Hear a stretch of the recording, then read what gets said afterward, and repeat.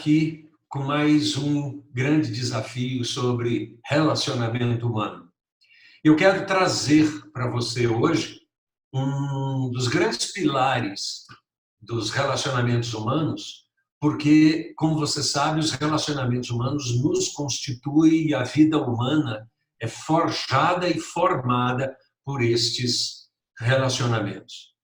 Então, eu quero trazer um caso para você entender como é que esse pilar da construção, restauração, cura dos relacionamentos, como é que ele é tão importante na formação da nossa vida relacional e da nossa teia de encontros pela vida. Eu tinha um cliente sobre o qual conversávamos sobre trabalho, reorientação de carreira, reorientação da sua rede de relacionamentos, etc. E numa dada sessão, esse cliente abre um conjunto de conversas sobre coisas que eram importantes para ele, que da perspectiva relacional não estavam assim tão boas quanto ele gostaria que estivesse.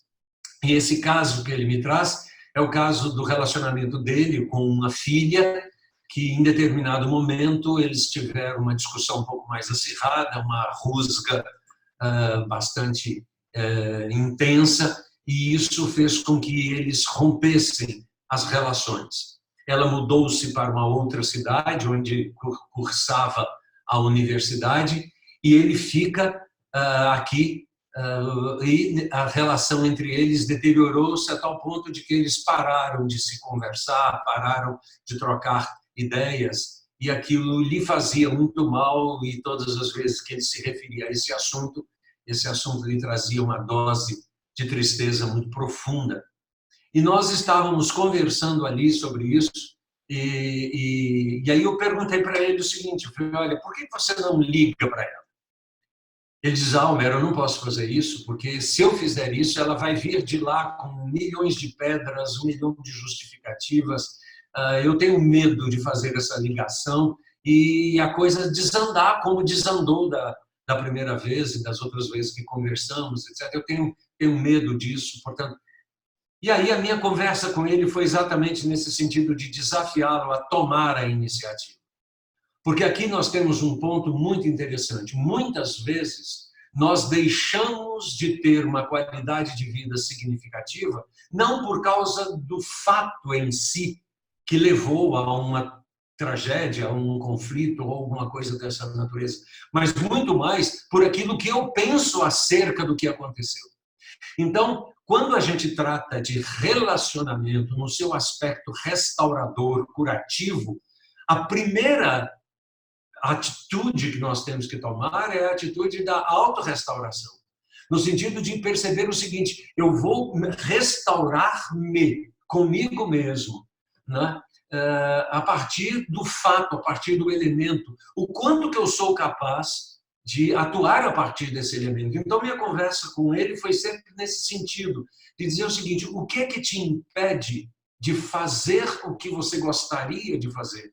Você não pode controlar o outro, mas você pode controlar a você. Você pode ser capaz de superar-se a si mesmo, superar o seu próprio medo, ser capaz de centrar-se numa perspectiva da ternura, na perspectiva da abertura, na perspectiva de uma conversa.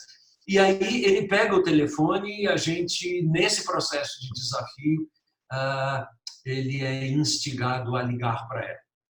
Quando ela recebe o telefonema, a emoção se constitui de forma extremamente visível e ele se emociona muito ao perceber a receptividade do outro lado, e eu tive que interferir nessa relação, dizendo, olha, o seu pai estava te ligando, aqui é o Homero, eu sou um amigo dele, etc., e ele está um pouco emocionado agora, ele vai voltar a falar com você depois, mas está tudo bem, etc. E depois eles voltaram a ligar, voltaram a se conectar, voltaram a construir de novo pontes que pudessem aproximá-los novamente. Então, eu queria deixar com você esse desafio de você ser capaz de tomar a iniciativa diante daquelas coisas que estão lhe incomodando. a iniciativa de abordar um filho, abordar uma esposa, abordar um esposo, abordar um companheiro, sobre aquela coisa relacional que está ali incomodando, não a partir da cobrança, não a partir da exigência, mas a partir da generosidade que pretende entender, porque quer preservar aquilo que há de mais verdadeiro, de mais significativo entre nós. Porque, vejam vocês, no caso que eu estava citando para vocês, são duas pessoas que se amavam e que se amam e que por uma razão às vezes infantil, às vezes sei lá eu, por prepotência, por vaidade, por arrogância, sei lá eu quais são as razões, muitas vezes a gente quebra um pedaço dessa ponte e a gente acha que é impossível construí-la.